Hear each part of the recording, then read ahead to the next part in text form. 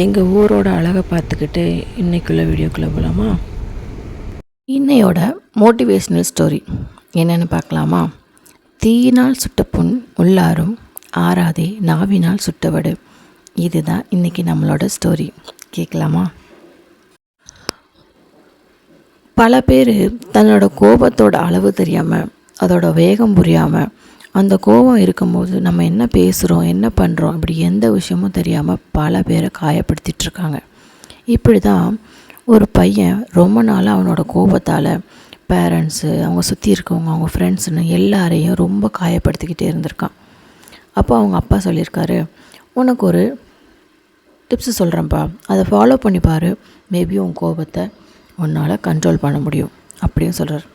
அப்போது ஓகேன்னு சொல்லிட்டு கேட்க ஆரம்பிக்கும் போது அவங்க அப்பா சொல்கிறாரு, ஒரு கொத்து, ஒரு பை நிறைய ஆணி கொடுத்து, இந்த ஆணியை உனக்கு கோபம் வரும்போதெல்லாம் பின்னாடி இருக்க சவத்தில் அடிச்சுக்கோ. உனக்கு எவ்வளோ நாள் கோபம் வந்துகிட்டே இருக்கோ நீ அடிச்சுக்கிட்டே ஒன்றும் பிரச்சனை இல்லை அப்படின்னு சொல்லிட்டு போயிடுறாரு. இவனுக்கு டெய்லியும் கோபம் வரும்போதெல்லாம் அவனால் அடக்க முடியாத கோபத்தில் அந்த ஆணியை அடிச்சுட்டே வந்திருக்கான். முதல் நாள் ஒரு 20 ஆணி, 2வது நாள் ஒரு 10 ஆணி, 3வது நாள் ஒரு 5 ஆணின்னு ஆணிகளோட அளவு குறைய ஆரம்பிச்சிருக்கு. இறுதியாக அவனோட கோபமே அவனை விட்டு போயிடுச்சு. அப்போ எனக்கு இப்போ கோபமே வர்றதில்ல, எனக்கு இப்போ தான் கொஞ்சம் ரிலாக்ஸாக இருக்குது அப்படின்னு சொல்லி அவங்க அப்பாட்ட சொல்லும்போது, ஓகேப்பா, இதிலேருந்து இன்னொரு டிப்ஸ் சொல்கிறேன். உனக்கு கோபம் இதுக்கப்புறம் வராத அன்னைக்கெலாம் நீ அடித்த ஆணியை ஒவ்வொன்றா பிடுங்கி எடுத்துரு அப்படின்னு சொல்கிறார். இந்த பையனுக்கு ஒன்றுமே புரியல. ஓகேப்பா அப்படின்னு சொல்லிட்டு அவனுக்கு கோபம் வராத அன்னைக்கெலாம் ஒவ்வொரு ஆணியாக பிடுங்கி எடுத்துருக்கான். இறுதியாக அவன் அடித்த எல்லா ஆணியும் பிடுங்கிட்டான். சரிங்களா? அப்பா அவங்க அப்பாட்ட போய் சந்தோஷமாக கட்டி பிடிச்சிட்டு, ரொம்ப நன்றிப்பா, நீங்கள் மட்டும் இந்த விஷயத்த பண்ணலைன்னா என் கோவத்தை என்னால் கண்ட்ரோல் பண்ணியிருக்கவே முடியாது. பார்த்திங்களா, நான் எல்லா ஆணியுமே எடுத்துட்டேன். இதுக்கு அர்த்தம் என்னென்னா எனக்கு கோவமே இப்போ வர்றதில்லை அப்படின்னு சொல்லியிருக்காரு. அப்போ அவங்க அப்பா சிரிச்சுக்கிட்டே, உண்மைதான்ப்பா, உனக்கு கோவம் வர்றதில்லை, அது ரொம்ப நல்லது, உன் ஹெல்த்துக்கும் ரொம்ப நல்லது, உன் மெண்டலுக்கும் ரொம்ப நல்லது.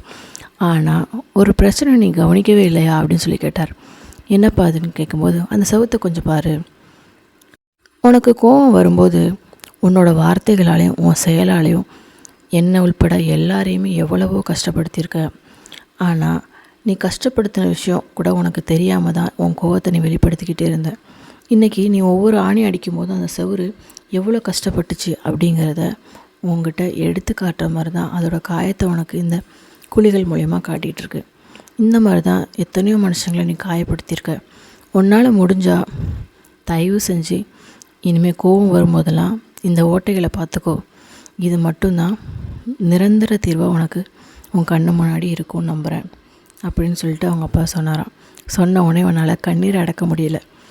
அப்பா மன்னிச்சிக்கோங்க அப்படின்னு சொல்லிட்டு கட்டி பிடிச்சி அழுதுட்டு, அது வரைக்கும் யார்கிட்டெல்லாம் கோவப்பட்டானோ, யாருக்கிட்டெல்லாம் தவறான வார்த்தைகள் பேசினானோ எல்லாருக்கிட்டையும் மன்னிப்பு கேட்டான். அதோடையும் ஒரு வார்த்தை சொன்னான், நான் பேசின வார்த்தைகளை வெறும் மன்னிப்புங்கிற வார்த்தையால் அழிச்சிட முடியாதுன்னு எனக்கு தெரியும். கண்டிப்பாக நீங்களே அந்த விஷயத்தெல்லாம் மறந்து போகிற அளவுக்கு ஒரு நல்ல நண்பனா, நல்ல பிள்ளையா, நல்ல சகோதரனா நான் கண்டிப்பாக இருப்பேன்னு தெளிவாக அந்த வார்த்தைகளோடு அவன் மன்னிப்பு கேட்டான். ஸோ இந்த மாதிரி உங்கள் லைஃப்பில் நீங்கள் நிறையா பேரை காயப்படுத்திகிட்ருக்கீங்க கோபங்கிற ஒரு விஷயத்தால். நீங்கள் என்ன பண்ணுறீங்கன்னு உங்களுக்கு தெரியாமல் தான் பண்ணுறீங்க. ஆனால் காயம் தானே. தயவு செஞ்சு கோவப்படுறதுக்கு முன்னாடி நம்ம எதுக்காக கோவப்படுறோம், யார் தப்பு பண்ணாதவங்ககிட்ட நம்ம ஏன் கோபத்தை வெளிப்படுத்துகிறோம், இப்படி பல விஷயங்களுக்கு கேள்வி கேளுங்க. உங்கள் மனசே உங்களுக்கு புரிய வச்சிரும் உங்கள் கோபம் உங்களை அழிச்சிட்ருக்குங்கிறத. நம்ம மேலே அன்பு காட்ட இந்த உலகத்தில் ரொம்ப கம்மியான ஆள் தான் இருக்காங்க. ஆனால் அந்த கோபம் அவங்க எல்லாரையும் நம்மளை விட்டு பிரிச்சிட்ருக்கு.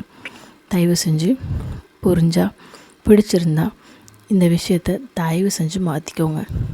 உங்களுக்கு இந்த வீடியோ ரொம்ப புரிஞ்சிருக்கும்னு நம்புகிறேன். இந்த வீடியோ உங்களுக்கு பிடிச்சிருந்துச்சுன்னா லைக் அண்ட் சப்ஸ்கிரைப் பண்ண மறந்துடாதீங்க. உங்களோட எல்லாரோட சப்போர்ட்டும் எனக்கு ரொம்ப ரொம்ப முக்கியம். தேங்க்ஸ் ஃபார் வாட்சிங்.